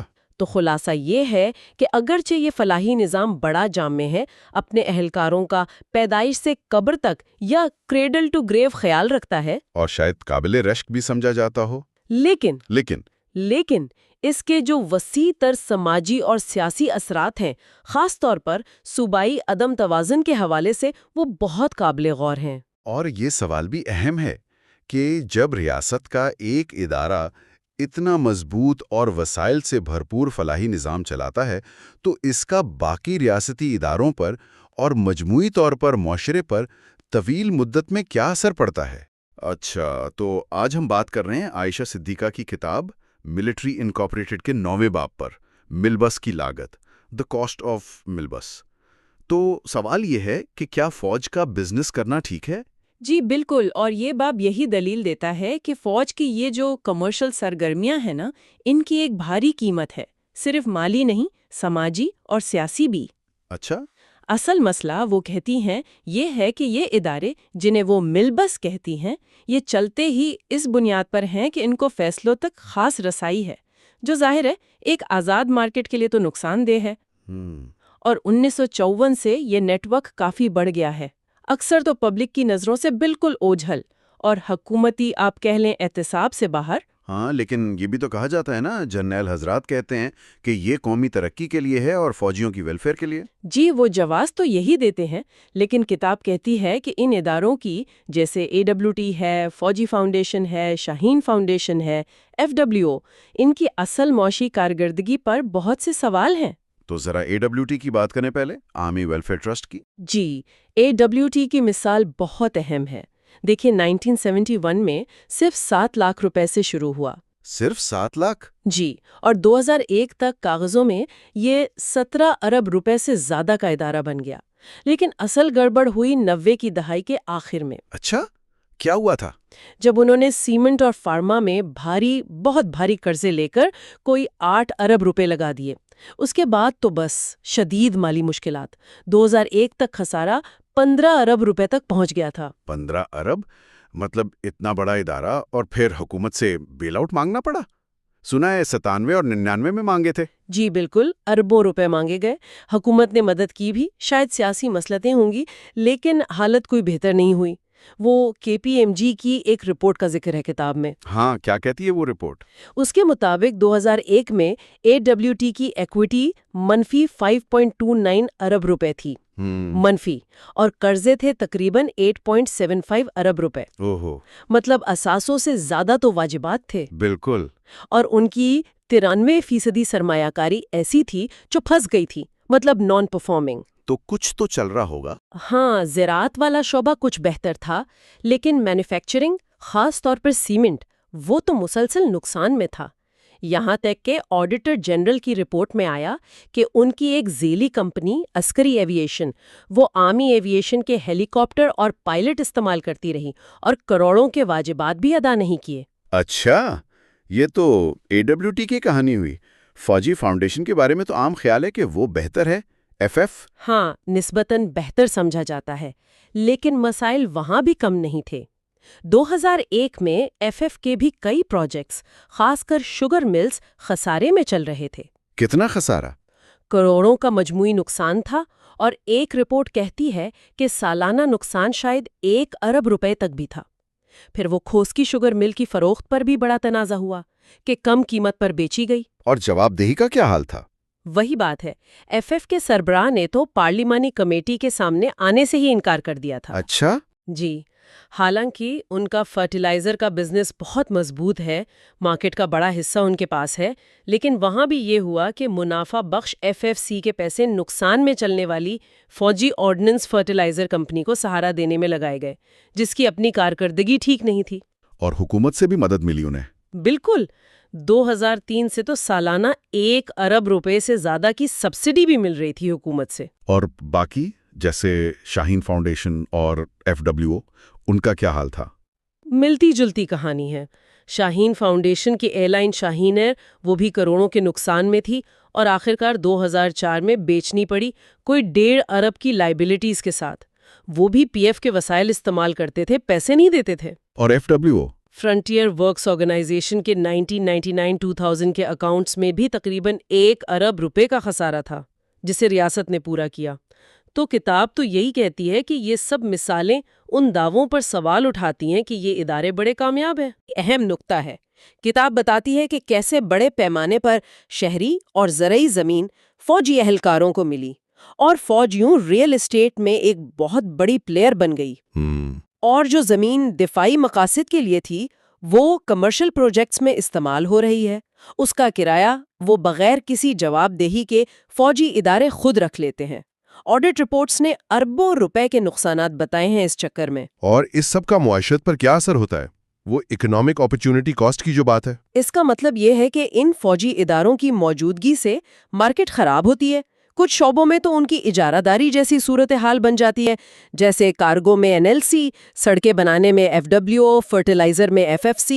NLC نے تو پاکستان ریلویز کا کافی بزنس خراب کیا تھا، ہے نا؟ بالکل، وہ اس کی ایک واضح مثال ہے، اور یہ صورتحال یارانہ سرمایہ داری کو فروغ دیتی ہے، کرونی کیپٹلزم جسے کہتے ہیں۔ یعنی جہاں کاروبار قابلیت پر نہیں، تعلقات پر چلتا ہے۔ بالکل، کتاب کہتی ہے کہ فوج کے اثر و رسوخ کی وجہ سے کچھ پرائیویٹ بزنس گروپس ان کے ساتھ مل کر ناجائز فائدہ اٹھاتے ہیں، اور باقی کاروباری اسے غیر منصفانہ مقابلہ سمجھتے ہیں اور نئی سرمایہ کاری لانے سے کتراتے ہیں۔ اس سے ہوتا یہ ہے کہ ملک میں دولت اور وسائل چند طاقتور گروہوں کے پاس جمع ہوتے جاتے ہیں۔ تو بنیادی طور پر یہ باب کہہ رہا ہے کہ فوجی کاروباری اداروں کی کارکردگی اور شفافیت کے بارے میں جو باتیں کی جاتی ہیں وہ اکثر حقیقت سے مختلف ہیں۔ جی بالکل، یہ دکھاتا ہے کہ ان کی مالی حالت اکثر دعووں کے برعکس ہے، اور ان کی وجہ سے ریاست اور معیشت کو براہ راست مالی بوجھ بھی اٹھانا پڑتا ہے۔ اور وہ پوشیدہ قیمت؟ مارکیٹ میں بگاڑ، غیر منصفانہ مقابلہ۔ بالکل۔ تو یہ سوال پیدا ہوتا ہے کہ کیا یہ ادارے واقعی قومی ترقی میں مددگار ہیں، یا یہ صرف مخصوص مفادات کو فائدہ پہنچا رہے ہیں اور اصل معاشی ترقی کی راہ میں شاید رکاوٹ بن رہے ہیں؟ اچھا، تو آج ہم عائشہ صدیقہ کی کتاب ملٹری انکارپوریٹڈ کے 10ویں باب Milbus in the future of Pakistan اس پر بات کر رہے ہیں۔ جی، اس چیپٹر میں کچھ بنیادی سوالات اٹھائے گئے ہیں، جیسے کہ جب فوجی ادارے منافع کمانے میں لگ جاتے ہیں تو کیا وہ پھر بیرکوں میں واپس جانے یا جمہوری اداروں کو پھلنے پھولنے دینے میں دلچسپی رکھتے ہیں؟ بالکل۔ اور پھر یہ کہ ملز کا یعنی اس معاشی سرگرمی کا آفیسر کیڈر کے پروفیشنل ایتھوس پر کیا اثر پڑتا ہے؟ صحیح۔ اور یہ جو ملز کی اصطلاح ہے، کتاب واضح کرتی ہے کہ یہ وہ ملٹری کیپٹل ہے جو خاص طور پر ملٹری برادری اور اس میں بھی خاص کر آفیسر کیڈر کے ذاتی فائدے کے لیے استعمال ہوتا ہے۔ اچھا۔ اہم بات یہ ہے کہ یہ ڈیفنس بجٹ کا حصہ نہیں ہوتا، اس کا کوئی باقاعدہ ریکارڈ نہیں رکھا جاتا، اور پھر اکاؤنٹیبلٹی کی کمی اسے آپ کہہ لیں غیر قانونی بھی بناتی ہے۔ یعنی ایک طرح کی پوشیدہ اندرونی معیشت؟ بالکل، ایک ہڈن انٹرنل اکانومی ہے۔ اور کتاب پاکستان کو یہاں ایک کیس سٹڈی کے طور پر استعمال کر رہی ہے، یہ سمجھنے کے لیے کہ فوج کی سیاسی طاقت اور اس کے معاشی مفادات یعنی اکنامک انٹرسٹس میں کیا تعلق ہے۔ جی ہاں، سورس کا کہنا ہے کہ پاکستان میں فوج کے یہ معاشی مفادات دراصل ان کی سیاسی طاقت کا ہی نتیجہ ہیں۔ اسی طاقت کی وجہ سے انہیں سویلین سٹیک ہولڈرز سے آپ کہہ لیں مکمل خود مختاری ملی ہوئی ہے، تو یہ کمرشل وینچرز ایک طرح سے ان کی طاقت کا اظہار ہیں۔ ٹھیک ہے۔ اور یہ بھی واضح کیا گیا ہے کہ یہ معاشی مفادات سیاست میں آنے سے پہلے موجود نہیں تھے۔ اچھا۔ جی، کتاب کہتی ہے کہ 1950 کی دہائی سے فوج نے سیاست میں انکروچ کرنا شروع کیا۔ اس کی وجہ کمزور جمہوری ادارے اور ملٹری سیکیورٹی پر بہت زیادہ زور دینا تھا۔ پھر قومی سلامتی کا بیانیہ استعمال کر کے فوج کو وسائل اور اختیار دیا گیا، جسے اہلکاروں کی فلاح و بہبود یا قومی ترقی میں حصہ کا نام دیا گیا۔ اچھا۔ کالم نگار خالد احمد کا حوالہ ہے کہ وہ اسے ہماری نیشنلزم کا ایک پیراڈاکس کہتے ہیں، جو فوج کو ریاستی وسائل پر ایک طرح کی مونوپولی قائم کرنے دیتی ہے۔ تو پھر سوال یہ پیدا ہوتا ہے کہ اس ملپس کا ملٹری پروفیشنلزم پر کیا اثر ہے؟ ایک طرف تو air chief marshal Tanvir Mahmood Ahmed کا 2006 کا بیان ہے، جی، لبنان پر اسرائیلی حملے کے بعد والا۔ ہاں، جس میں انہوں نے کہا کہ ملک کی کمزور دفاعی صلاحیت پر لبنانی وزیر اعظم کا رونا یہ پاکستان کے ساتھ نہیں ہونے دیا جائے گا، اور یہ کہ قومیں اپنی مسلح افواج کو کامبیٹ ریڈی رکھنے کے لیے وسائل قربان کرتی ہیں۔ اس پر ریٹائرڈ لیفٹیننٹ جنرل طلعت مسعود کا تجزیہ ہے کہ یہ ایک پیغام تھا کہ ملک فوج کے بغیر نہیں چل سکتا، اس لیے اس کی ہر قیمت برداشت کرنی ہوگی۔ تو اس کا مطلب یہ ہوا کہ انڈیا سینٹرک قومی سلامتی کا بیانیہ برقرار رکھا جائے گا؟ جی، جس سے دفاع کو ہمیشہ ترقی پر فوقیت ملتی ہے۔